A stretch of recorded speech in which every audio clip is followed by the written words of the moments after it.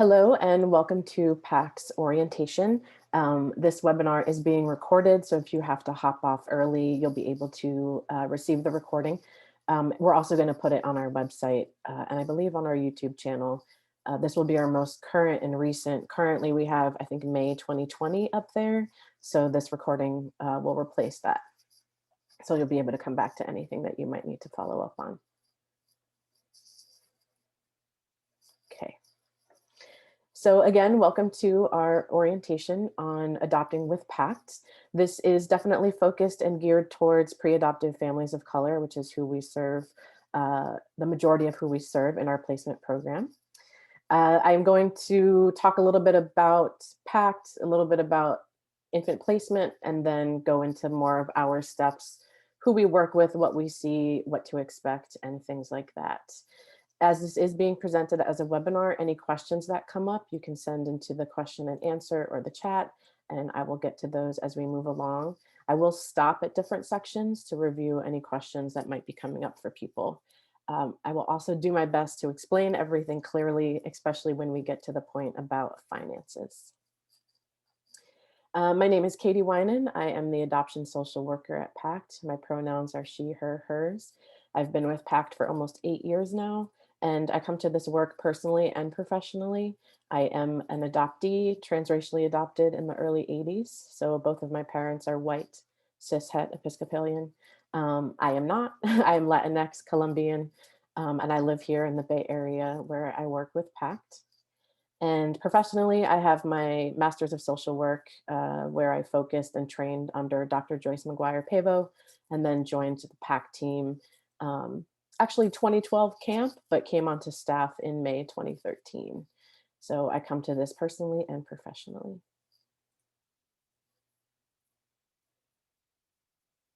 On the screen for just a hot second or so are the different programs that Pact offers. I work within the placement program. We also have an education department, our Pact Family Camp, community and support services. We have our Adoptive Parents of Color Collaborative.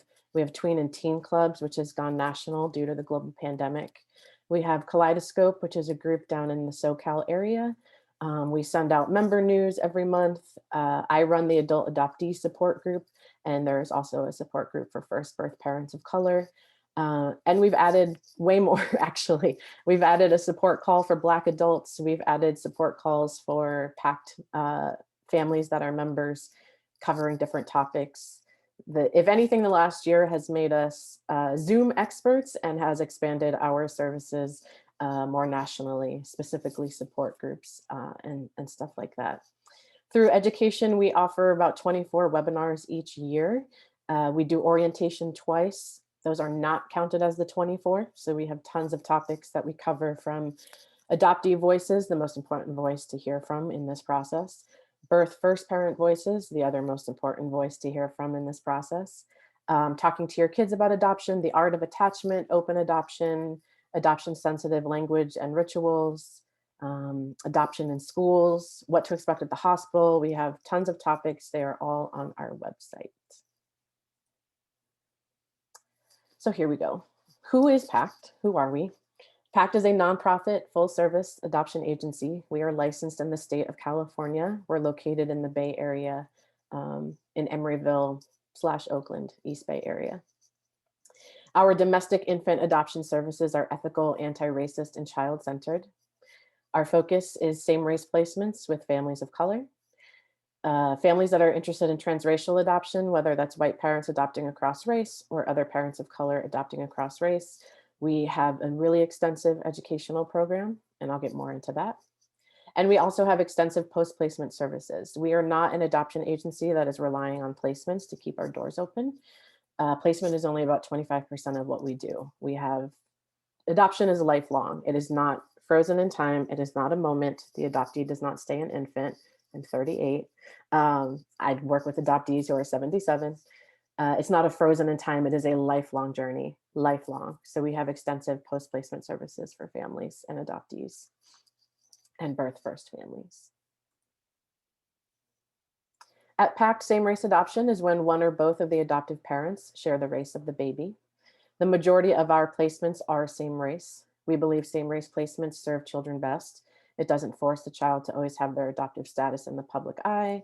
They don't have to navigate what transracial adoptees like myself have had to navigate.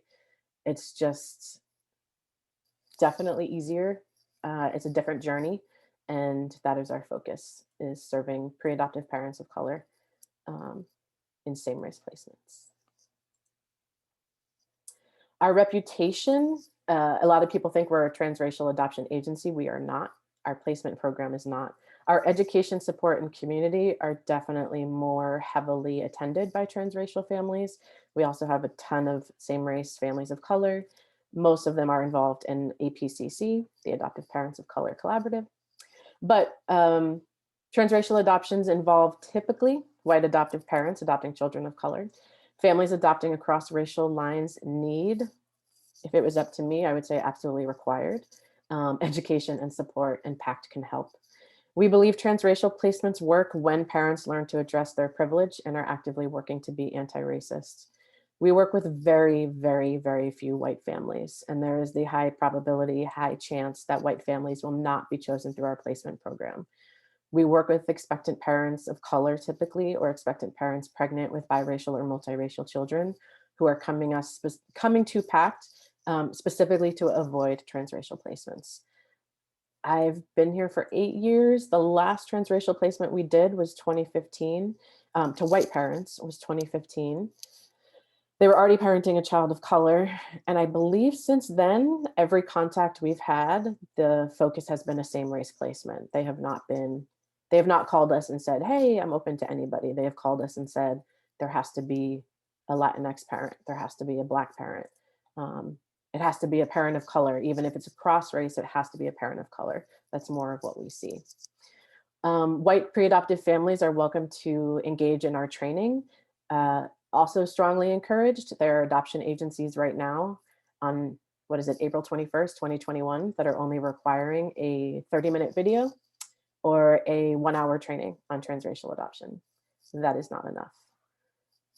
And I don't have time to go into all of that, but I am doing a transracial adoption webinar later this year, and then you'll be able to hear from me and other TRAs. This is a totally free orientation info session, so we totally expect and believe and understand that people should call around, look around, figure out who they want to work with. So when choosing your agency or your professional, you definitely want to start with an info session like this or a consultation to get to know one another better. You want to choose the agency or the professional that meets your goals and your needs in this process. How do they work with you? How do they support and work with expectant parents? Ask about adoption costs and fees, and ask about everything. Everything is italicized because I have had too many people call me and say, oh, I signed up with this place and they never told me about the $12,000 ad budget that I'd be responsible for. You need to ask about everything. I will go over Pact fees near the end of this presentation. What post-placement support and services are available to birth parents, adoptees, and adoptive parents? Quick educational moment. 2 lines above, I say, ask how they support and work with expectant parents. Pact uses the term expectant parents because nobody becomes a birth parent until they sign the paperwork to relinquish their parental rights. When somebody is pregnant and considering adoption, we do not call them a birth parent because they are not. They are a pregnant person who is considering all of their options. They are expecting a baby and will make a decision when the baby comes. They might make a decision when the baby is 7.5 months in utero, but they make the decision again after the baby has come. So then post-placement means a placement has happened, paperwork has been signed, and they now have the label within this community of a birth parent. So when you're calling other agencies or facilitators or whoever, asking them what sort of post-placement support is available to birth parents, adoptees, and adoptive parents. Asking and questioning education requirements, especially transracial adoption education. If you call an agency and they're like, oh, you just have to do an hour. And if you are a white pre-adoptive family who is trying to be anti-racist and change your way of thinking, saying, sure, we'll do an hour. No, I would push back on any agency you're calling that is only requiring an hour to 30 minutes or a day training. Our process is about a 4 to 6 month process, sometimes longer. And I still don't think it's enough. And I work here. So why Pact? Why should we work with Pact? Why should we work with the Cradle? Why should we work with adoption options? Stuff like that. Think about, why are we going to work with them? Why are we even calling? Why are we attending this info session? Obviously, I can't speak for everybody else, but I can speak for Pact. Pact serves adopted children of color by providing not only adoptive placement, but lifelong education, support, and community for adoptees and their families, birth and adoptive, on matters of adoption and race. Children are always at the center of our work. Ethics, transparency, and honesty are always at the forefront of our work and our approach. Our placement team is comprised of a birth first parent, adoptees, and adoptive parents. So our team, all of us have direct connection to this. One of us has placed a child, two of us have been adopted, and one of us is an adoptive parent. So we come to this with the lens of knowing what the impact of placement is. We know what the lifelong implications are. So we come, the whole team, everybody who is working with pregnant people, we all come to this personally as well, directly connected to the adoption triad. Ethics, transparency, and honesty. I'm going to be honest in this orientation webinar. I'm not interested in taking your money and making you wait. I'm not interested in getting your hopes up. It might not feel good. If you notice the bottom line, Pact is not for everyone, and that is okay. I'm not here to get you all excited and then you can't, right? Or it's not the right fit, or I am laying out everything in this orientation so you have the full kit and caboodle as you make your decision on who you're going to work with. At Pact, we address the intersections of race and adoption. We do not ignore race. I have had people tell me that we talk about it too much. I don't think we do. We do a strong emphasis on preparing families for adoption and supporting families after adoption. We offer real options counseling, which I will get into. Pact does not believe love is enough. And again, we are not for everybody, and that is okay. At Pact, we support underserved adoptive families. Our main focus is adoptive parents of color. And within that community, we also serve LGBTQ and queer identified families and single parents. Pact parameters. So these are non-negotiable parameters within our placement program. So if you're looking to enter, these are the things that we are looking for in our families. And we are looking for families for children. We are not looking for children for families. Pact works within open adoptions, which I'll talk more about. We have an age requirement. Pre-adoptive parents will age out of our placement program on their 51st birthday. So if you are a two-parent family, we work with you until the younger parent turns 51. Many agencies have a cutoff age of 45. Pact is contemplating that, but not putting it into action yet. This parameter has been set due to the pregnant people and birth parents we have worked with in the past. Many of them are not interested in placing with a 52-year-old family that's going to be 68 when the kid is, 16, 17, 18 years old. Some pregnant people are saying, I don't even want to place with my mother who's 42. So why would I place with a stranger who's 48? Because to them, 42 is too old, or whatever their age is. But this parameter we put in place due to the feedback we got directly from the pregnant people we are serving. This is non-negotiable. I do not need a letter from your doctor. I do not need your health report. Our age cutoff is non-negotiable. Pact does not allow gender selection. It leans way too much towards baby shopping. It is adoptive parent focused and not child focused. And additionally, babies are assigned a sex at birth, but we don't know what someone's gender identity or expression is going to be. I've had too many calls from people, oh, I have 3 boys and they just wreck my house and they just want to fight and wrestle. So I just want to adopt a little girl that I can have tea parties with and dress in a tutu. So you're putting all these expectations on a baby who doesn't even know how they identify yet. And what are you going to do if this little girl wants to karate chop you in the face, wants to rough and tumble with her brothers, doesn't like pink, doesn't want to go to ballet class, right? Like, are you going to be one of those people that's like, oh, this is not what I wanted, which is super problematic. And you can listen to adoptee voices on why that is problematic. You do not need to put your dreams and desires on a baby or a child that has no say in this process. So part of that is we do not allow gender selection. And please don't be a family that's like, oh, we totally get that, but we still want a boy only. No. Um, 95, 98% of the time, you are going to know the sex of the baby when we call you, when there's a possible placement. But there are some expectant parents who it's a hard process for them. So they're disconnected from their pregnancy. They don't even want to find out. So then you don't find out until birth, but we do not allow it. We do not know somebody's gender identity or expression. Pact does not have a marriage requirement. You don't have to be married for at least 2 years or whatever. Some families do tend to get married, especially LGBTQI families. That was more during our previous administration, and they were worried about their parental rights, but it is not a marriage requirement. Pact is not religiously affiliated, so we don't have any. Say majority of my families are raised Christian, but practice more spirituality and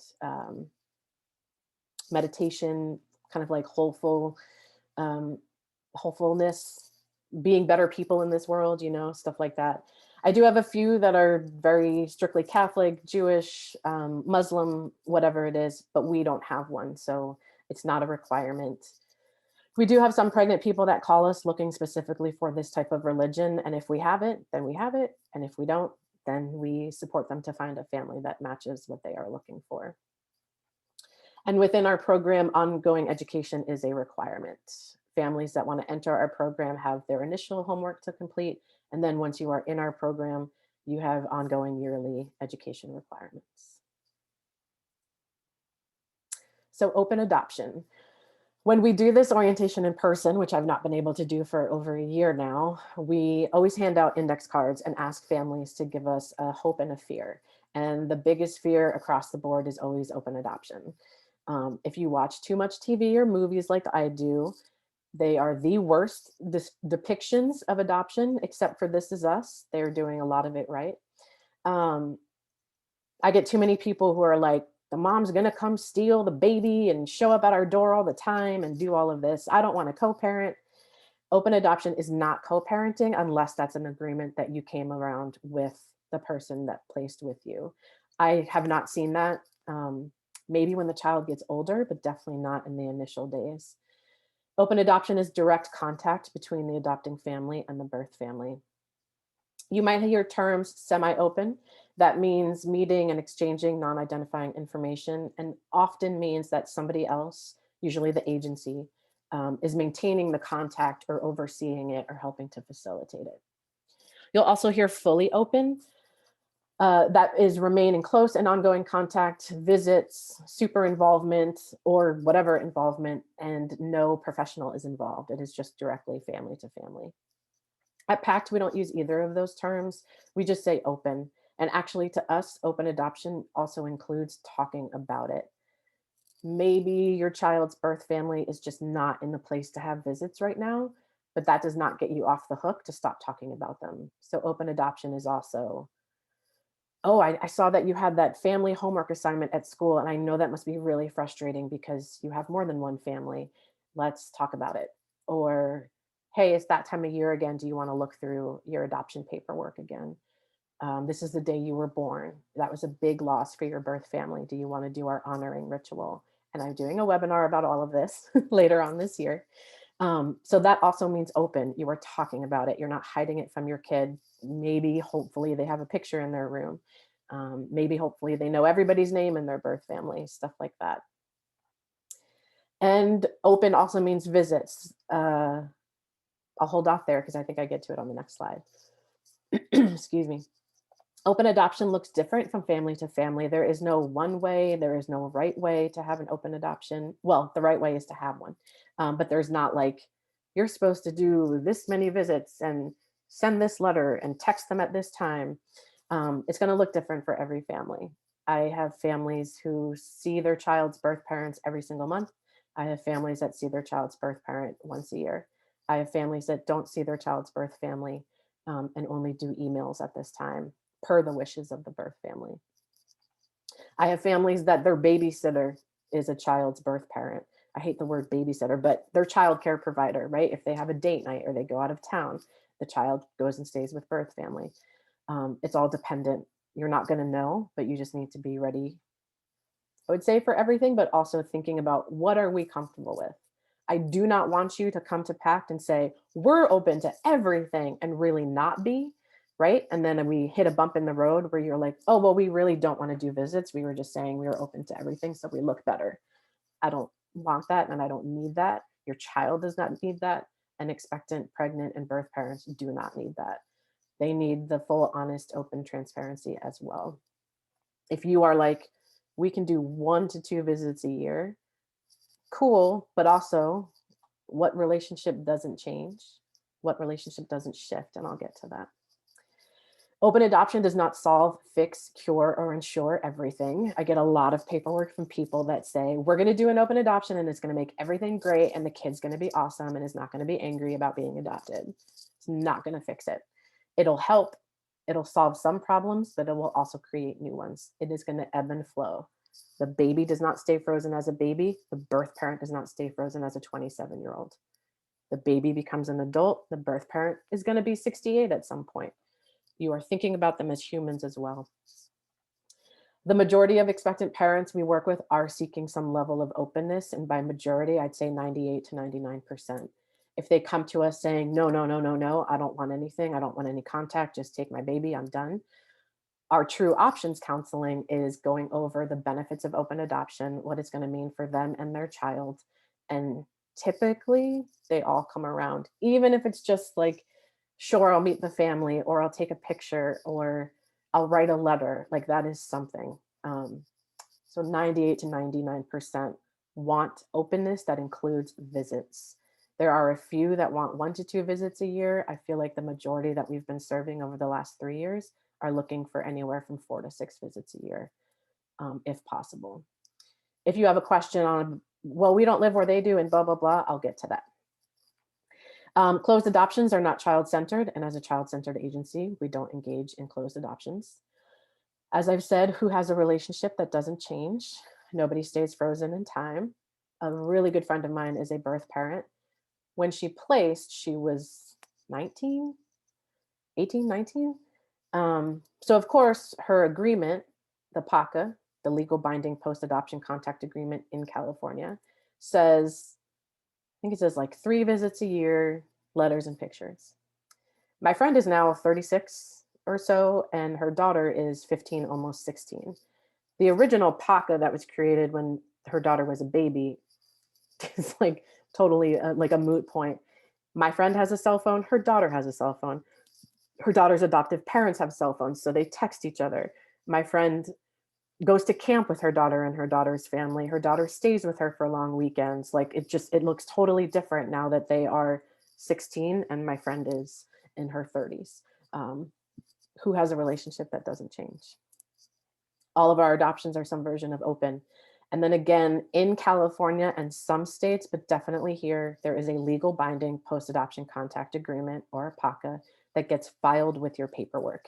So if something happens, and we typically see it with adoptive parents who say one thing and don't follow through, when birth parents contact us, they can say, this family is not agreeing or upholding the agreements we made in the PACA in my legal binding contract. And then we're able to pull it, or able to pull the parents back in and reopen the adoption or reestablish connection. And Pact has had to do that several times in the last 8 years I've been here. And typically all on the adoptive parent side. They are the ones who disappeared. A lot of adoptive parents are like, the birth family is going to disappear. How am I going to help my kid? What should I do? And it's actually been the opposite.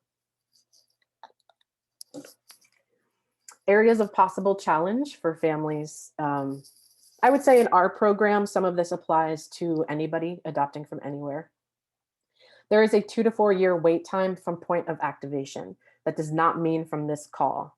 I have too many families who say, well, we had our consultation in 2017 and now it's 2021 and we still don't have a baby. They did not go active until 2019. We are counting from point of activation. I have seen families take 4 years to go fully active to have everything done. And I have seen families take 8 months. From the point of activation in our program, that means you're on our website. We can present you to pregnant people, start the 2 to 4 year time clock. That is also what I am hearing nationwide from other agencies across the country. I just want families to get in their mind, okay, it can be 2 to 4 years. Can it be less than that? Absolutely. Since I have been here, the majority of our placements have been under 2 years. I've seen families take 3 months, 7 months, 18 months, 14 months. A few of my families have been over 2 years or more. In the last year, we've had a family that waited 3 years, 3.5 years. Um, Nobody has reached over 4 and had a placement. Families that have reached over 4 years stopped on their own because it got too hard.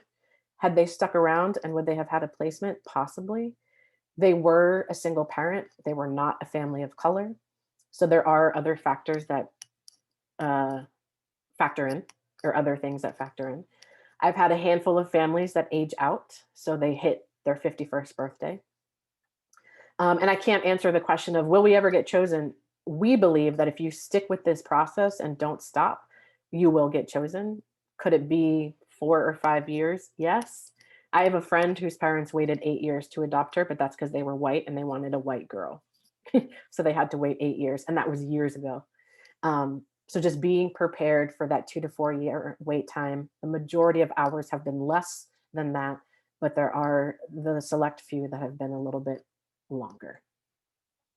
There was a national birth decline in 2020, and that is expected to continue into 2021. Most adoption agencies will probably freak out about that because they are relying on placements to keep their doors open. We don't. We view this as a positive.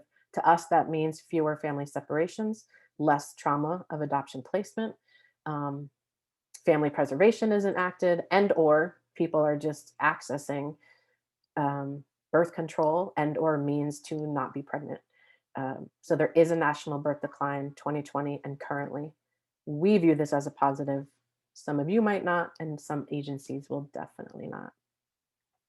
Non-Bay Area families definitely face a longer wait time in our program. The expectant parents we serve are majority San Francisco, Oakland, Berkeley, East Bay area, sometimes up to Sacramento, Santa Cruz, that type of thing. They call us, and about 95 to 97% of them want a family in the Bay Area, and they are not willing to change that requirement. They want a local Bay Area to ensure that they can have visits. Um, the majority of my families that live out of state have actually found placements through somebody else, usually their local agency that they're also working with, or the wait time got too long and they got too anxious, or they had the money to sign up with other agencies and be presented through other things. But non-Bay Area families, that also includes Southern California, do face a longer wait time in our program. We do operate nationwide. Our phone number is on a couple of national hot call or hotline numbers. Um, we have expanded our outreach to Southern California. We are collaborating with some agencies who want to call us when they are serving a pregnant person of color or somebody who will deliver a baby of color. But that is just starting, so I can't give testament to will that shift for families that do not live locally. I don't know. I've been here for 8 years. In all those 8 years, and especially when we became a full agency, excuse me, non-Bay Area families face a longer wait time. New York is in parentheses because we are not able to work with families that are in New York. If you are a New York family on this call, I'm sorry I took about 30 minutes of your time. New York requires their families to work with New York licensed agencies. We are not a licensed agency in New York. A couple years ago, we reached out to a couple of agencies in the state who said, we can figure it out. We'll take you under our umbrella. We'll work it through. We'll figure out something. But I have not had any New York family willing to move forward and take that risk of seeing if it will actually work. And I don't know where they now stand with how they're operating. So if there is a New York family out there who is willing to, sure, let me sign up with Pact and see if I can work with my New York agency who will figure out a way to work, like, I don't know. But we are not licensed in New York, so New York state families are not able to work with us. Other areas of possible challenge, families in their late 40s. If you remember, our age cutoff is when the youngest parent in a 2-parent family turns 51. In my 8 years here, I have seen families where both parents are over 45. definitely have a longer wait time and typically age out. If you are a family and both of you are 49, please do not submit your application to our program. I don't want to take your money. You're going to age out. The percentage of you having a placement is probably 2%. Um, Especially if you're 47, 48, 49, within that age range. By the time you get everything done, you'll have maybe 3 years in our program. If you live out of state, you're 47 and you're only getting 3 years in our program, I don't want to take your money. If you are 47 and you live here in Oakland, maybe, I mean, you have a better shot because we're always looking for local families, but the older age is definitely a pause for some of the pregnant people that are looking to place.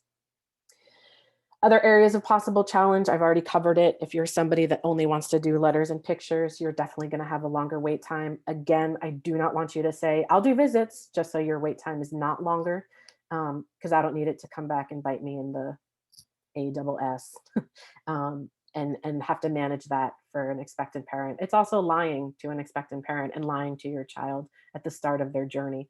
All of this is your child's journey and story if you adopt. Um, so I don't really think you want to start with a lie. Other areas, if you are parenting a child already, specifically by birth and more than one, there are tons of pregnant people who are very specific that they do not want to place with a family that can have children by birth. They are a little more open to placing with a family that is already parenting a child through adoption, because then they're like, great, my kid is going to be adopted and their sibling is also adopted, so they'll have each other. Um, if it is a family that already has a child by birth, some of the pregnant people we work with are like, they already have a kid. Why should I give them one when they can have a kid by birth? And here are all these families that can't. And if you have more than one, I have seen families that are okay with placing with one child. They balk and stop and pause when it is two or more, especially if it's two or more by birth. Even though Pact serves LGBTQI families and single parents, they can face a longer wait time in our program. A lot of times, expectant parents are single parents themselves, and they do not want to place with a single parent. The reason why they are coming to adoption is to find a two-parent family. If single parents still match all of the criteria they are looking for, we present them, but some of them are very clear that they will not place with a single parent. And then we get the ones that were like, oh, I was raised by a single parent. Heck yes, I want to place with a single parent. LGBTQI families, in the 8 years I've been here, they have had longer wait times. Expectant parent. We live in a heteronormative world, right? And it is dependent on the person we're working with. In 2020, I can say actually the majority of pregnant people we were working with wanted a queer identified family. I don't know if it's the dialogue in this country, the age of the parents, and also their background, but tons of them came to us saying, if my child identifies as queer, I want them to be with a queer family. I get that if you are a cis het family, you are totally going to be open and welcoming, but it's not my decision. It is the pregnant person to decide. I can tell them this mother and father are going to be totally open and welcoming to your child if they identify as queer, trans, non-binary, whatever. Um, but if you prefer to place with families who have this lived experience of being in the queer community, then absolutely. So it can be a challenge. And in 2020, the majority of pregnant people we talked with about 36, wanted an LGBTQI family and or were totally open to considering. There was also somebody I met, 20 years old, 2021, college student, right? So I'm kind of thinking, ooh, college student, they're going to be open to everybody. They did not want a queer family. To them, it had to be a mother and a father. So we still hit all of those. We are a small program. We only do, if I averaged it out, about 2 to 4 placements a year. Sometimes there are none. In 2020, we did 4 placements. 2021, we're in April. We have not done any placements yet, but we have taken calls from expectant parents. 1 in 10 calls leads to a full placement.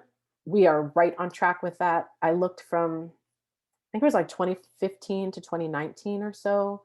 We had 96 contacts, and 8 went to placement. In 2020, we had 36 contacts, 4 went to placement. So we are definitely falling within that 1 out of 10 phone calls or emails or whatever leads to a full placement. I also want to take the time to go over some adoption misconceptions. If you are like, oh, so many children need homes, we're going to call this private agency. Private infant domestic adoption, which is what Pact does, no, children do not need homes in our program. That quote or that statement is strongly going to foster care. That is where the real need is. If somebody's like, oh, adoptive families are so needed, they mean foster care. They do not mean private infant adoption. Do we need families? Absolutely, but we only do about 2 to 4 placements a year. I know there are other agencies out there who do more, so they likely need families. In my honest opinion, those agencies need families of color because they have about 80 families, and I'd say 74 are white, and 6 others are a BIPOC family or at least one BIPOC parent. So this misconception of so many children need homes, adoptive families are so needed, that is foster care, not private placement. The misconception of just adopt. Oh, you can't get pregnant, you're having fertility, just adopt. Just because you are not able to have a child by birth does not mean you are entitled to somebody else's child. And it's not just adopt, it's so simple. It is not a simple process and it is lifelong, just like it is to become a parent. But adoption, you're a parent, you're an adoptive parent, and then if you're adopting across race, you have that third level as well. So you can ask me, and you can ask probably any adoptee in this world. The just adopt is one of the worst things to just say to somebody. It's complicated. Adoption is complicated. Love will be enough. It will not. Infant placement decreases the trauma impact. It does not. Private infant placement through Pact is a trauma, no matter what. I was in my birth mother's belly for 9 months, hearing her voice, the voices of my family, the voices of my country, the smells, the sounds, the rhythms, the vibrations, all of it. And then at a week, I was placed into this orphanage with tons of crying babies, and everything I knew that comforted me for 9 months was ripped. So my little baby self spazzed out. Then a month later, I'm meeting these people who look nothing, smell nothing, sound nothing like the world that I knew for 9 months. I'm on an airplane, and then I'm in New Jersey, in Whitesville. So tell me how that is not traumatic to a little baby system who then grows up.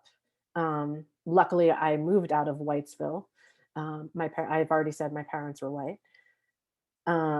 Adoption is a trauma. It is lifelong. I run a support group for adult adoptees of color. I sit with over 50 adoptees every month. I get new adoptees every month, especially in the last year. A majority of them tend to be transracially adopted, but I am getting increased same race adoptees in my program. And we range from age 21 to age 77. It is lifelong. It is a trauma. Attachment, anxiety, ADHD, just a lot. Placement, this is a trauma. A lot of parents think, oh, if we're there and we catch the baby at delivery and they're with us forever, they're totally going to be fine. Not accurate. Another misconception that all babies are drug exposed. While the majority do tend to be drug exposed, there are plenty of pregnant people who use nothing. This was not in their plan. This was not, they never really wanted to be a parent. Their birth control failed.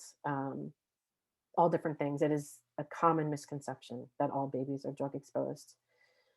Broken adoptions. So if you're somebody who's gone through this process and you matched with somebody who was 7 months pregnant, and then at delivery, they said, I want to parent, it's going to hurt. You're going to be really sad. You're probably going to go home, tell all your family. We had a broken adoption. It was never an adoption. There was a match, but there was never an adoption. No paperwork was signed. An adoption was not finalized.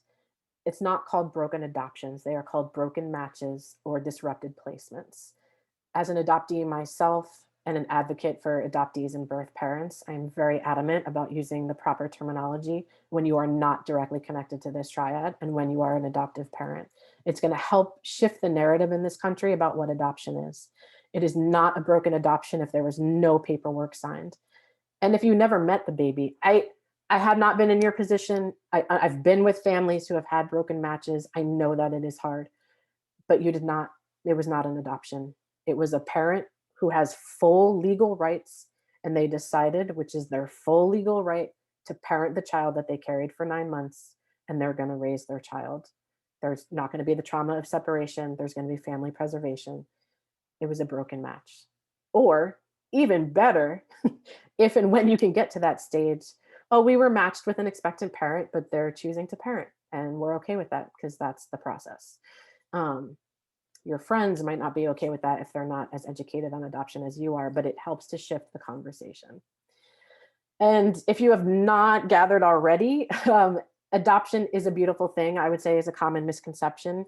I would say it can be a beautiful thing. It is also rooted in trauma. Adoption happens because of loss, because of family separation. Why are these babies also placed? It's a deeper, longer conversation. Systemic racism, lack of access to proper health care, reproductive rights.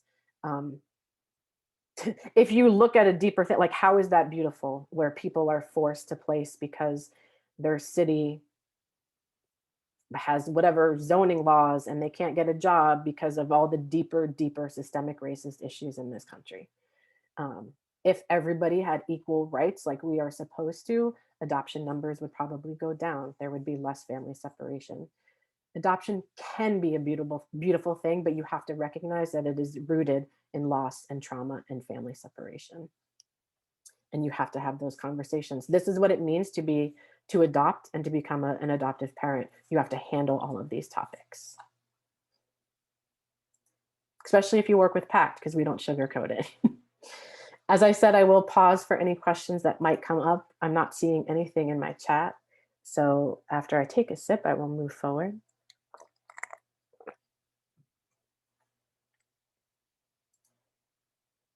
So now going into more of the specifics about our program.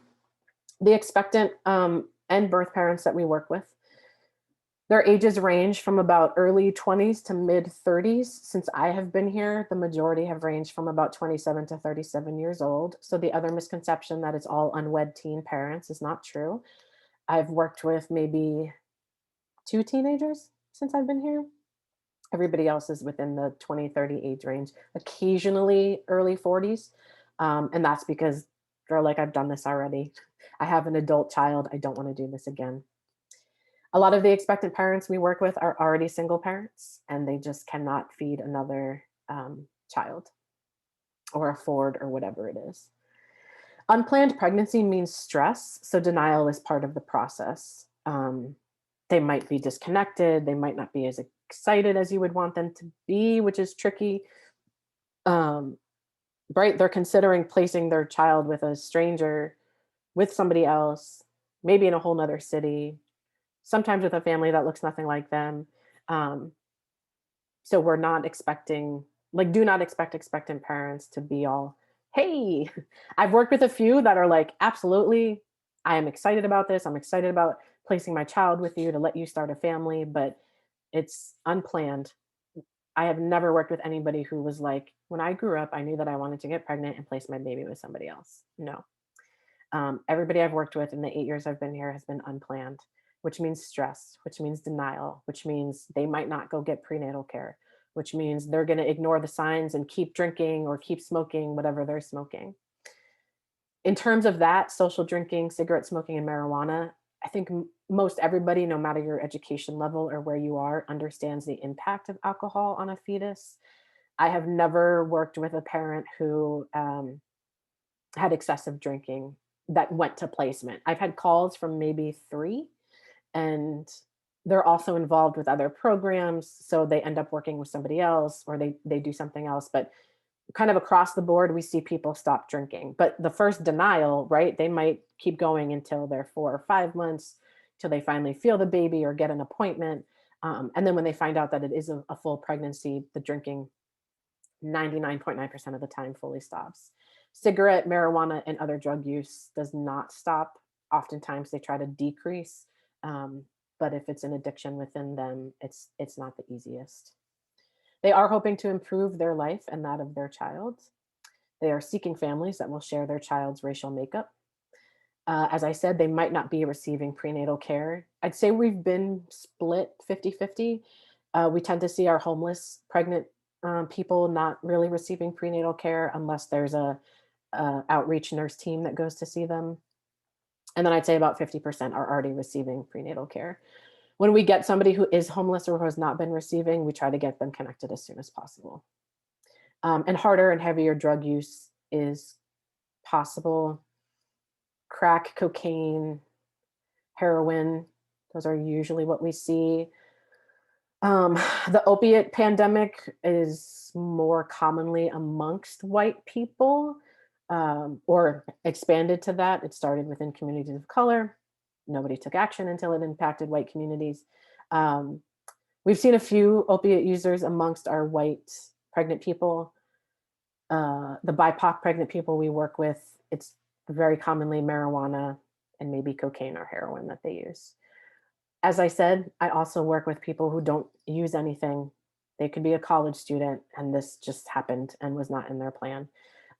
Here in the Bay Area, if we see anything, very commonly, it's marijuana use. How do we work with pregnant, expectant birth parents? We offer true options counseling. We do a deep dive into the reasons someone is considering adoption. And we assume parenting possible if connected with the right resources in time. So I'm going to stay with those three. In Pact's opinion, true options counseling is true options, looking at every single thing. There are adoption agencies who, when a pregnant person comes through their door, they just talk to them about placing or parenting. We talk to them about first, if you can parent this, what do we have to do to support you, get you connected so you can parent this child and not have to do a placement? That's the first thing we say to a pregnant person. Then we say, if it's in your belief system and we still have time, are you open to terminating your pregnancy? Also, within the first question, we ask about, okay, you don't want to do this. The presumed father or other parent in this doesn't want to do this. Is there a family member? Can we make this a kinship placement? And then the last thing we talk about is doing an adoption placement through us with one of our families. Most adoption agencies in this country start with place with one of our families. Some I'm hoping are talking with them about how can we help you parent, but there are definitely some that are not because they are banking on these people to place their baby with one of their families. So we do true options counseling, deep dive into why, and we always assume that parenting is possible. We give information, like I said, about abortion and family preservation. Finally, when we get to the point where they're like, no, I have to do an adoption, Katie, I have to, like, this is not, say, okay. We don't do early matching. We give them true case management to the extent possible. We set them up on everything that we need to set them up on. When I say no early matching, we do, oftentimes they want to see the families that we work with. They want to believe that we have families of color because most places they've called have told them that people of color don't adopt. They want to believe that we have queer families. They want to believe that we have Latinx families. They want to believe that we have bilingual families. So we'll often show them who we have, but they will not match with anybody until they're farther along. That saves everybody financially and emotionally from getting you wrapped in for too long and for covering fees that you might not need to cover because we're going to set them up with something that will help decrease the cost. We talk with them about adoption and parenting are different. I could have put this on the misconception, but I knew I was going to talk about it here. There is the misconception that adoption is a better life. It is not. Adoption is a different life. I have known too many people who were removed from one family and placed into an adoptive family, a better family that abused them physically, sexually, emotionally, were alcoholics, kicked them out of the house. So how does losing one family to go to another family that's supposed to be better and then does basically worse or a similar thing, um, right? Especially my friends who are adoptees who I was removed from my birth parents because they were alcoholics. I was placed with these adoptive parents who are raging alcoholics, but they're wealthy, white, Christian, whatever. They could pass their home study. Meanwhile, my birth parents have all gotten sober and have, right, like full jobs and blah, blah, blah. But I'm being raised by my adoptive parents who are raging alcoholics and are not getting sober. Adoption is not a better life. It is a different life. So that's how we frame it. We don't frame it as better or worse for them. My counselor that works with all the pregnant people is a birth parent herself. So she also talks about the personal experience, what she has seen in her years working with birth parents, and what they can expect. At Pact, we also involve, name, notify the father with every possible placement. There are plenty of agencies out there today who still say to a pregnant person, don't list his name, because then this can move faster. Um, that's denying 50% of the child and is not child centered. That is fully adoptive parent and agency centered to ensure that adoption goes through and money is collected. The birth father has full rights, we believe. Unfortunately, if she's like, I want to do this, and he doesn't want to contest it, he has to go with her. But he has, while she's still pregnant, it is our duty as a child-centered organization to notify this child's father that if you want to try to parent, let us help you and support you. So we involve, name, notify the father in every possible situation. I will get pregnant people who say, I don't know who he is, or I don't want to name him. Um, it could have been sexual assault or not. Sometimes they use that to just not have to include him and to make this move faster and make it move easier. Also, if they have spoken to other agencies before who have told them, just don't put him on the birth certificate or don't name him, it'll be easier. Um, they might come to us with that mind frame as well. That is not how we operate. We do everything in our power to involve him or notify him to make sure that we've covered all possible arenas, avenue, covered all our bases. Specifics of the children. There are more than 92% of the babies placed in our program are of African descent. So they have at least one or two birth parents who identifies as Black. If they identify as Black, we don't go into the details. Is that biracial Black? Is that I take what they identify or disclose on their paperwork. About 6% of the babies placed are Latinx and typically indigenous. We've maybe placed one white Latinx baby. Everybody else has been indigenous, Guatemalan, Mexican, or other Central American country, typically Mexican or Guatemalan. And their birth parents are also indigenous, Mexican, Guatemalan, often monolingual. So if you are a Latinx Spanish speaking family, that is a plus. So your child's birth family is able to correspond and interact with you. Say about 2% are Asian, Pacific Islander, Native, or other. The calls around Asian, Pacific Islander, Native have increased, but that does not mean increased placements. It just means we're getting a lot more calls about, I'm Korean and the father is Chinese, or I'm Korean and Black and the father is Chinese. So we are seeing more calls from API, but not more placements. 85% are born healthy. There's no positive tox screen. Their APGAR scores are really high. Those that are not born healthy, I would also say marijuana. It's legal here, but it would be a positive tox screen. And then the babies that are born with stuff in their system, we typically know beforehand if the parent has been working with us. If it's a baby born at the hospital, we at least, we have numbers and we can tell you what we've got. I've said it before and I'll keep saying it forever. We are looking for families for children, not children for families. So when people call and say, what kind of babies do you have? I always have to correct them that we are not a baby factory. I am not holding pregnant people in a house. We are here if and when they need us, and when they call us, we answer. Pact specifics on the adopting parents. About 98% of our placements are with same race families where one or two parent shares the same race or ethnical heritage of the child. We routinely work with couples, singles, and LGBTQ queer families. Transracial adopters get additional training as part of their adoption process. If you are a white family interested in our program, completing our education does not guarantee you entrance into our program. We don't do a lot of transracial. I'm just going to keep saying it. I don't want to take your time and money and make you sit in a program where I know you're not going to get the outcome that you're hoping for. So we often strongly encourage white families to do our education, but adopt through somebody else, and then come back to us for camp, more education, tween and teen clubs, because that's where more transracial families are present. Our placement program is families of color. That being said, I have a white family in my program. They know they're going to face a long wait time. We also sometimes get calls from white pregnant people. The baby's going to be white. So we say, well, we have one family, and then we have a couple interracial families that are open to white children. But we've never done the placement of a white child since I've been here. Our pre adoptive parents generally range from about 30 to 45 years old, and many of them will be first time parents.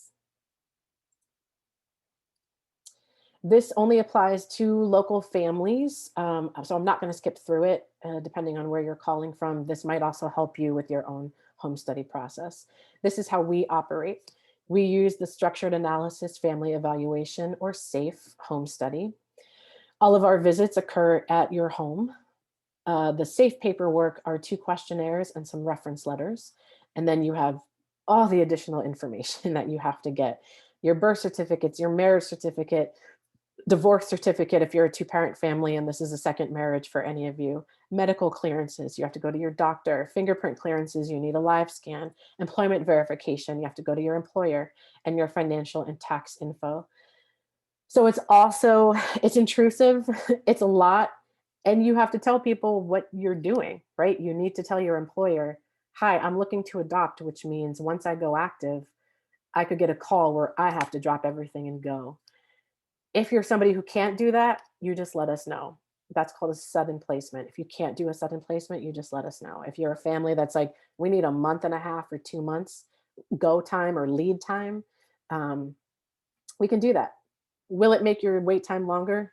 Most likely, yes. A lot of the placements we've done have been sudden, where the baby is born, the family's got to get there. So if you're somebody that's like, we need to be matched for a month or longer, it's definitely going to add to your wait time. So you have to tell your employer what you're doing, and then your medical doctor, their form is going to mention the word adoption as well. So being prepared for all the intrusive questions that are going to come. For us, and I believe for every state in the country, you have your fingerprint clearances. So your live scan has to go. When the reports bring up police records, arrests, or misdemeanors, it is not an automatic fail of your home study, but there are obvious hits that will be an automatic fail. Definitely any charges surrounding children, obviously murder, stuff like that. There will be hits that require a waiting period of 5 to 7 years to pass. I believe there was somebody who contacted me 2 years ago, and they were maybe 2 years out in their charge. It involved a minor, not a child, a young adult, but they have to wait 5 to 7 years for that to pass before they can come to adopt. There will be hits that are 10 years or more, 10 years old or more. We're really just going to talk about them, right? Like, I don't know, you were 22 and you were protesting and you got arrested and you're now 34. That's been 12 years and you've had no hits since. Great. We're still going to talk about it. But that's not going to be something that holds you up. Of all the families I've done home studies for and in the Bay Area, the biggest hits are protesting and marijuana possession back when it was illegal. So those are typically what I've seen. And definitely when they're 10 years older or more, we're not going to be like, you did that when you were 21 and your frontal lobe wasn't closed. We're not going to let you adopt. We don't do that. If it's a year old and it was a DUI, we might make you wait a little bit and or do the required things that you can before going active. And we are required to obtain copies of police reports for any arrests aside from minor traffic violations. So if you know you're moving forward with us, you can start getting that ready, because we are going to have to collect it. We have about 30 minutes left. So I might skip through this fairly quickly. These slides will go out to anybody who attended. This just kind of helps you get a sense of if you are a Pact service area resident, so we can work with you from start to finish, home study and everything. These are the different steps you go through. Everybody has to start with a consultation, no matter what. If you have adopted already, if you adopted through Pact, if you already have a home study, if you're adopted yourself, if you're a birth parent yourself, I don't care. Everybody has a consultation with Pact. Then you go into your home study, either with us or your home state. You do your education, you create your profile, you go active, you have a match or a placement, you go into post-placement visits, and then you continue with education and community and support because it is lifelong. Other specifics about our placement. I have about 10 to 20 waiting families at a time. I have 12 right now. And I actually have 11 waiting in the wings, not 3 to 5. So I have 12 right now who can bring a baby home if I call them in an hour. And I have about 11 that are finishing their home study, finishing their education, getting ready to be active. I've already said it. We have our age requirement. We occasionally get calls from other adoption agencies or professionals that are seeking families of color because they typically don't have any, or they have one or two. So they're trying to give real choice to the pregnant people they are serving. When those calls come in, families are responsible for those fees. So adoption cost can escalate pretty quickly when it's an outside agency calling us. Unless it's somebody we've been able to work with and negotiate their costs down, most of them are not willing to bend what they're going to charge you. And I'll talk more about fees. We have connections to local hospitals and programs within the Bay Area. I think it's the clinic at Zuckerberg, SF Gen, they can do a little bit later term abortions. When they get somebody who's past their later term, they're the first person they refer us to, especially if they're a person of color. Planned Parenthood and different health centers.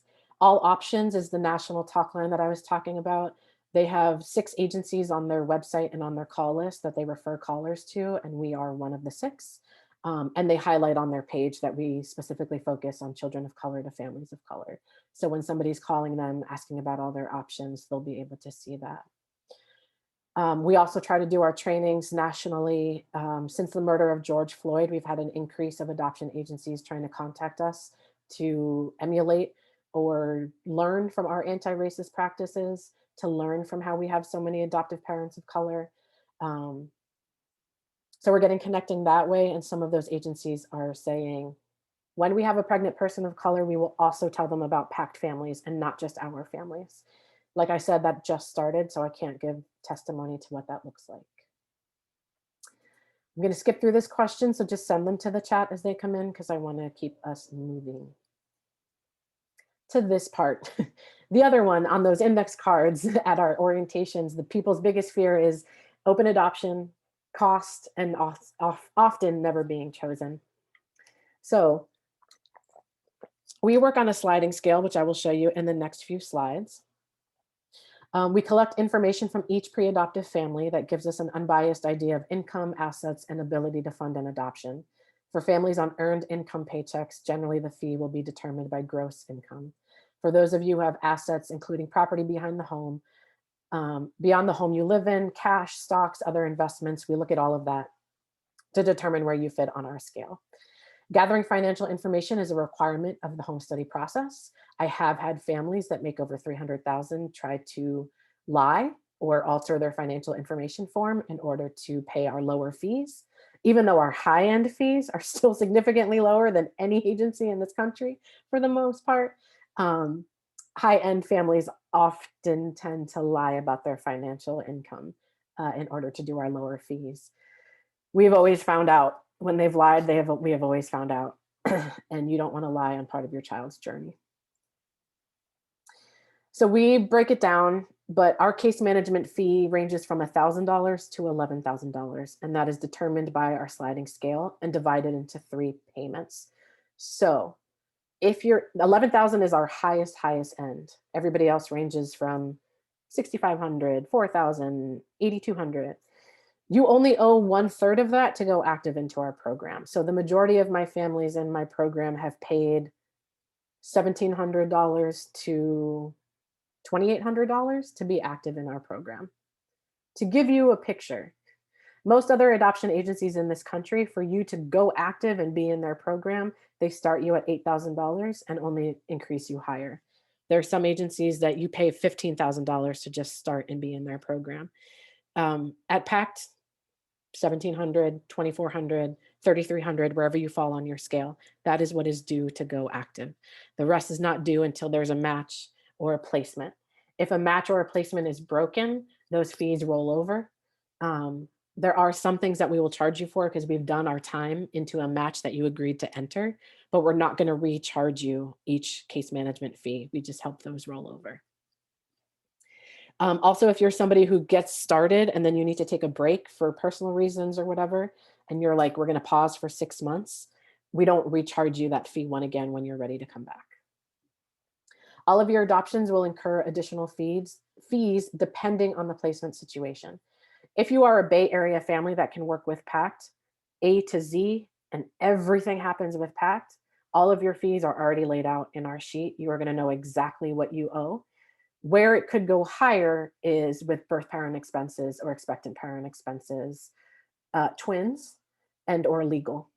But the services that Pact can provide, and everything happens with us, you will know exactly what you owe us and when.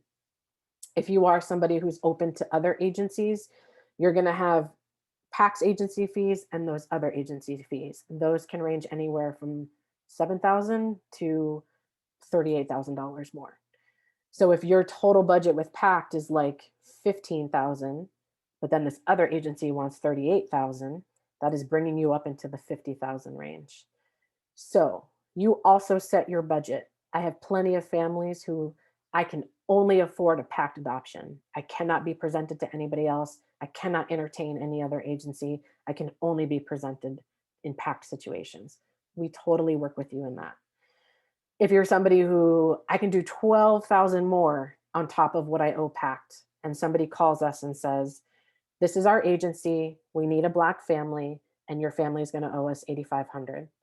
The family that told me they can do 12,000, I'm going to present them. A family that told me they can only do 5,000 more, I'm not going to present them. I stick to family budgets. I do not go higher. Maybe a little bit if it's like 1,000, but if it's jumping to 8,000 more than you told me, I'm not going to call you. If it's 1,500 to 2,000 more than you told me, I'm more likely to call you. Legal fees, if applicable, if the father is involved, that is actually less cost for you because he signed his paperwork. If he's not involved, you will need a lawyer. They have their own fees to terminate his rights. Finalizing the adoption, you can actually do it on your own. I have never worked with a family that's done it on their own. Some of them are like, yeah, we'll save money. And then when they actually get to it, they are like, we don't want to screw this up. So we're going to hire a lawyer to make sure everything's in order. We have recommendations for you. A lot of families I know their employer will provide a lawyer. We can talk about all of that if and when families move forward. You're also going to have placement related expenses, mileage for home studies, mileage to go to the hospital to meet with pregnant people or to go to their place of residence, postage to mail documents to Sacramento and or the state that you live in, postage for ICPC, which is when babies are born across state lines. PACT pulls from our placement escrow account and or we invoice or charge you or let you know before. When we're working with a pregnant person who's going to have a lot of financial needs and somebody has told us, I can't do more than the escrow that I'm giving, we don't present you. I am not kidding when I tell you that I stick very closely to what you can financially afford. And the placement related and expectant birth parent expenses kind of all tie into one. I have worked with families that don't need to do any sort of birth parent or expectant parent support. The birth parent is connected, has all the resources. And this applies to homeless parents too. I worked with a homeless parent who she had all the connections and did not want a hotel room, did not want a whatever. Well, she did want a hotel room, but one of her programs provided that for her. She wanted something else. One of her programs provided that for her. The family that she placed with, I think their total of extra expenses was like $400, and majority of it was to cover mileage and postage and documentation stuff. I believe they gave her a couple of gift cards to go to Target to just get stuff because she needed, right? She needed some clothing, she needed some other things, but otherwise, and this was a fully homeless person, had to meet at her tent. She has all the connections through the programs that we have in the Bay Area. So the family did not have to do a lot of expenses. So it can go either way. And again, I tell you when I know, oh, this pregnant person is going to need way more support than this one. We work with you on all of that. You are going to get a recording of this. You are going to get a copy of these slides, and you are going to get our fees, in the document that we send out. So you'll be able to see this again, but you'll get an understanding. If you live here in the Bay Area, East Bay, where we are licensed, we go up to Sacramento. I went up to Ukiah, and we do your home study. everything on this screen applies to you, except for the interstate placement. That's if the baby is not born in California. Since majority of ours do, if you are a Bay Area family, you can look at every column except the ICPC column. That will not apply to you. And you'll know what your totals are. On top of what you add up on this screen, 1,500 placement escrow, and then thinking about a lawyer. The lawyer that we refer everybody to, I think their total comes to like 2,500 maybe. There are other lawyers who are cheaper, but the one that has tons of experience, works with tons of Bay Area families to finalize or terminate father rights. It comes out to under 3,000. So those are additional fees, but everything that Pact charges you if you live in state and in our service area is on this screen. If you do not live in our service area, the one that says home study for California residents and post placement, if applicable, slash finalization, some of that, definitely the home study is not going to be applicable to you, excuse me. The finalization post placement might be a little more. We likely won't charge you the full 4,200 because we're not doing your post placement visits, but we are doing financial paper or finalization paperwork, typing up stuff, getting things in order, and sending to your agency if that applies. So non-Bay Area people, you can ignore the 2 outside columns. Full Bay Area people, all of it. Pact also has a needed families scale. In order to ensure that our fee structure does not make it impossible for families to adopt through Pact, we have created our needed families program. For families whose incomes are below 100,000 and who fit the profile of needed or in-demand parents to adopt the children we place, the following scale can be employed. So this is only incomes below 100K and needed families. At this time, I need Bay Area families. I always need 2-parent Black families. I always need 2-parent Latinx, heterosexual, bilingual families. I have plenty of queer Latinx families. I need heterosexual Latinx families in the cases where a pregnant person wants a heterosexual or straight couple. The placements have been low, but like I said, calls have been there. I do not have any Asian families in my placement program right now.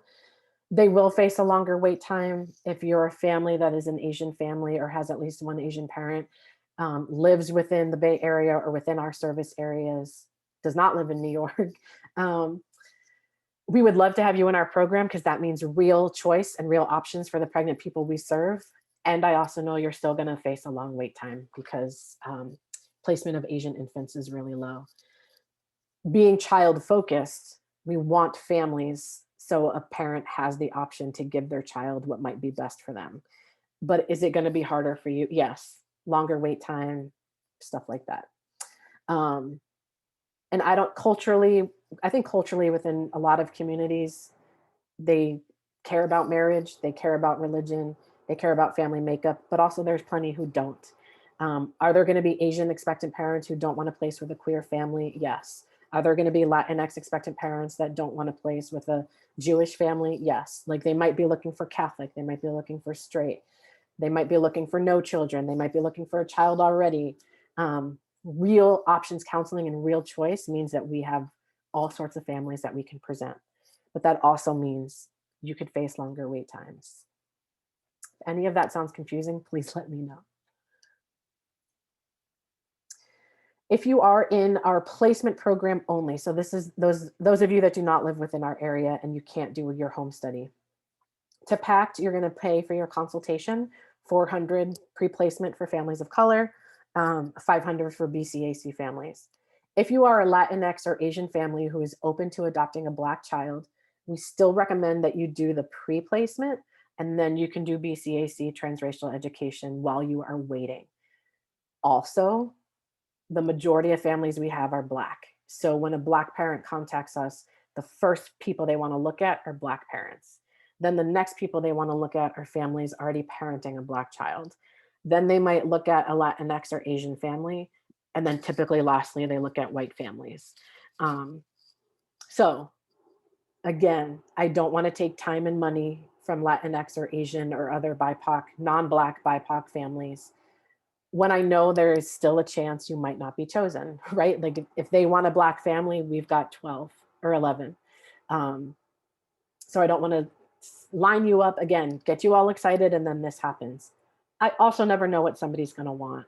There could be a Latinx parent who wants an Asian family. There could be an Asian parent a Black parent who wants an Asian, like, I don't know. But what I do know and what I've seen in the time that I've been here is what I'm trying to honestly give you. Um, to become a client or an active waiting family, as we call you, you pay your case management on the sliding scale, the 1,000 to 11,000 range. Currently, most of my families range from the 5,200 to 8,500 total case management range. Your home study agency is not packed. Be prepared for ranges of 2,000 to 3,500. There are some providers who do $1,500, $1,700 home studies, but you'll find that out with your local agency. Post-placement visits tend to be 500 to 700 per visit. Visits typically tend to be 2 to 4. If you are super catching on and you saw that PACS post-placement can be as high as 4,500, but the IS agency is only requiring 2 visits of 500 each, so it's only going to be 1,000 for me. Look at everything else. Yes, we might be higher on the home study and the post-placement end. That is to balance out and to help subsidize our lower income families. Where we are lower is the full case management fee. Plus, if you look at other agencies who might have lower home study and lower post-placement, they're going to have case management, they're going to have advertising, and they're going to have something else. So add it all up, and I would wager my property that we are still significantly lower than most agencies that you are going to call. And then for those of you not connected to PACT for your home study, your home agency is going to have to handle ICPC. I've seen fees that range from 1,000 to 5,000. I talked about this a little bit, but you're going to have your PACT budget. And if you are financially able, you can also set an overall budget. How much more can you do above and beyond PACT's case management fees? Honesty and transparency. Adoption is still a business. If you have the money, do it. We don't fully support it. We don't support how agencies work. What we do support are PACT families that we know are educated, BIPOC, open adoption focused, child-centered. We support you obtaining a placement over a family that has no education or awareness. And if you can afford a $58,000 placement, good on you. If you can't, you shouldn't have to. A baby should not cost $58,000.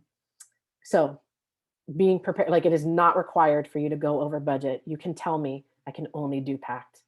It's also not set in stone. You hit the lottery, you get a promotion. If there's more that you can give, you can come back and reassess and say, I can give more. Expectant birth parent agency, the range is on here. They'll have some that'll call us. Our fees are going to be 7,000 or our fees are going to be 40,000 plus. Factoring in any travel. If you are a family that has access to people's frequent flyer miles or free tickets, try to bank on that. Expectant parent expenses, like I said, can range from 0 to 1,500 to 3,000 or higher, depending on who you work with. And then a lawyer for TPR or finalization. This 2,350 actually might be the Bay Area one that I know about, but I've seen it on all different ranges. I'm getting a question in the question and answer box, but for some reason I'm not able to open my question and answer box. Let me see if I can figure out if there's any way that you can send it to the chat. Actually, there's also only 2 of you on here. So if you want to unmute yourself and let's see if I can hear you, then we can try the question that way.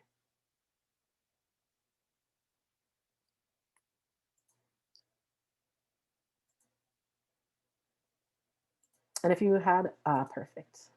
Let's see if I can open this. I can. Interracial adoptive parents. So when there's a family, interracial couples, which is the majority of what we have right now, we present you in both and whatever you're open to. So if your family is 1 Black parent, 1 Asian parent, we present you to placements that involve a Black child. You can also be specific. If you want to be specific and say the birth parents have to be Black and Korean, you're going to wait a very long time.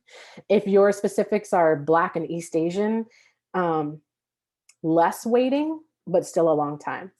If you are, we will adopt a child that has a Black parent and a white parent. We will adopt a child that has a Black parent and an Asian parent, or we will adopt a child that has two Black parents. We will adopt an Asian child that is Asian and white, or two Asian parents. That gives us tons of options to present you in. In our view, at least one of you in a Black Asian couple is going to understand the experience of a child with two Black parents or a child with two Asian parents. A biracial child, if you're not biracial yourself, you might not get all of it. But if they are Black and Asian biracial, you're going to get that because one of you is Black, one of you is Asian. Does that make sense? Or does that answer the question? Same with like super multiracial families. I have a family that they are Black, Korean, Mexican, white, like they're everything. And that family, they're open to basically everything, except a child that has two Asian parents, because one parent is Mexican, Black, and Asian. And that parent is just like, I don't know enough about the Asian identity to properly raise a fully Asian child. But they're open to an Asian and Black, Asian and Latinx, Asian and white, because they have all those mixes. So we follow with you. Okay. We might run a little bit over, but I'm very close to the end. Woo. Sorry, let me go back real quick. So COVID-19, obviously it was a bigger deal in 2020. It is still present. Could it flare up again? I don't know, but I just want people to be ready. For us, we want you to know that trusting that we are not capitalizing on this tragedy. There are plenty of agencies who are and who did. We are seeing the importance of actual options counseling now more than ever. When COVID first hit, this one adoption agency went onto their Facebook and said, come work with us. People are not going to be able to parent their babies because COVID's going to make them lose their job. Now's the perfect time to adopt. That is business adoptive parent focused. And we have had consultations throughout the year, and I have taken calls. The people are like, oh, there's more babies because of COVID, right? We are not capitalizing on this tragedy. It is not child-centered. So if that's what you're hoping for, we are not the right fit. There are plenty of agencies that are capitalizing on this, doing it and having it cross their doors. We are not. Adoptions are still happening. Our first placement last year was right at shutdown, like literally, gosh, March 20th, the agency called us and was like, this baby's due in a week. The family it was in different states. It was a hotspot location. It was right at the start. Everybody's terrified. They had to isolate. It was a whole thing. But babies are still being born. With COVID-19, adoptions are still happening. For Pact home studies and post-placement visits, we are doing them in person. We follow CDC guidelines. We check in with you 24 hours before. We wear our masks and we meet outside when at all possible. If you are somebody who is still taking this very seriously, due to whatever your belief, situation, health status, and you are not comfortable with somebody in your home, I would not get started with Pact and or your other agency. Most agencies, when they can go in person, are going in person. Being prepared, interacting with expectant parents could look different. During COVID, we had a family that was matched and they just had to do Zoom call after Zoom call after Zoom call. And then when they got closer and there was a little more information, they started meeting outside, always masked.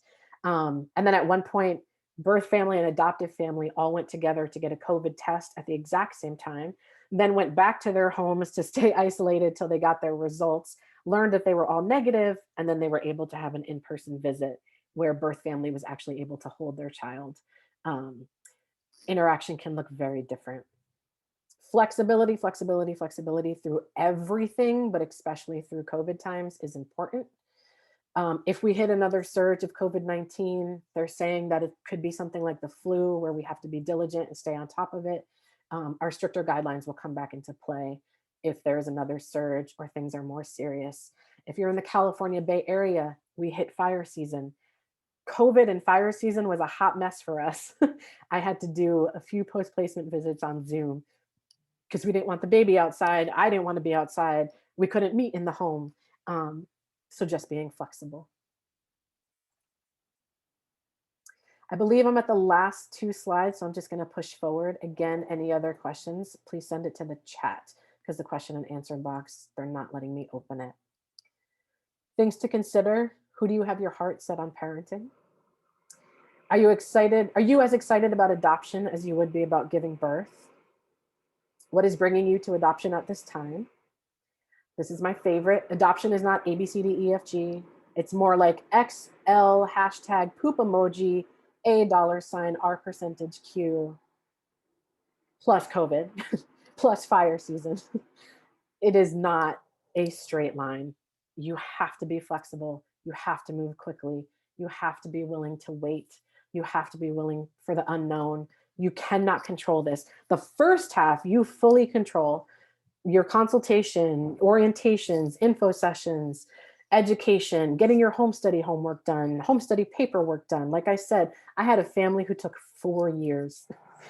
Yeah, 2016. And then they went 3.5 years, 2016, and they didn't go active until late 2019. And I've had families do it all in 8 months. The first half is entirely in your control. The second half is not.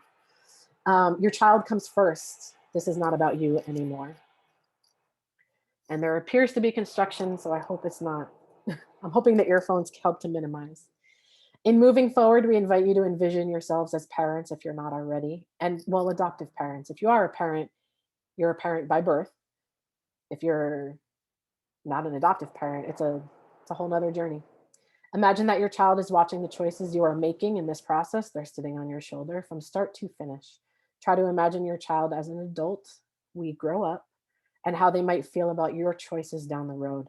Every single part of this is your child's story. What my parents did to adopt me is all part of my story. They've told me about the home study visit. They've told me about going to Colombia. It is all part of my story. My story does not start when I joined my family. It started when I was conceived, when I was with my birth family, when I was in the orphanage, when I was on the airplane. The same is true to a child that you might adopt. Becoming a parent is about you. Being a parent is about your child. Except at Pact, we would say becoming a parent, we're still child focused. So we're focusing on the child, but it is you that is taking these steps to do this. Um, and then when you do become a parent through adoption, it shifts over to being the focus of your child and all of their families, birth and adoptive. The journey, this orientation is all just the beginning. And lastly, just a brief glance, Dear Expectant Parent Letter example. I'm a big advocate of less is more. If you noticed, we say Dear Expectant Parent in parentheses S.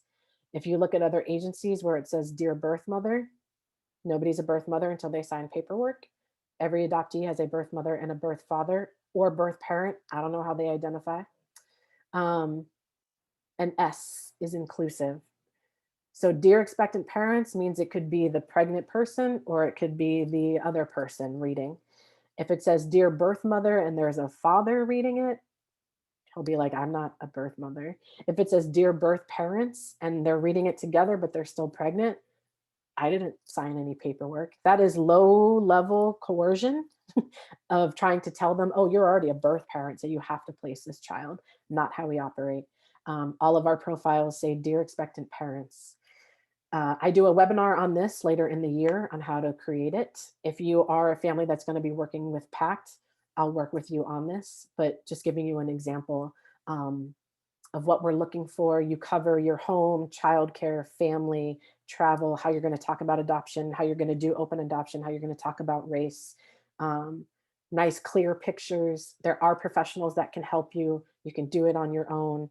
I am doing this webinar, I believe, in September on how to create this. If you're a family that moves forward, I work with you directly and I send you the recording of previous ones I have done.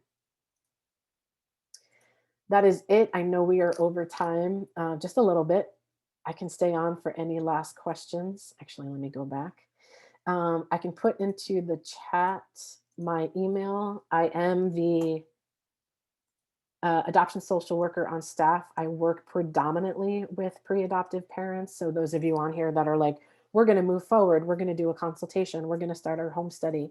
Um, Kind of a moot point. I go on vacation tomorrow. We are not doing any new consultations until May, but May's in a hot second. So it's going to be here before you know it. Um, my email is always my first name. I can answer more questions. I can go over paperwork with you. And I'm the first person you connect with when you want to work with Pact.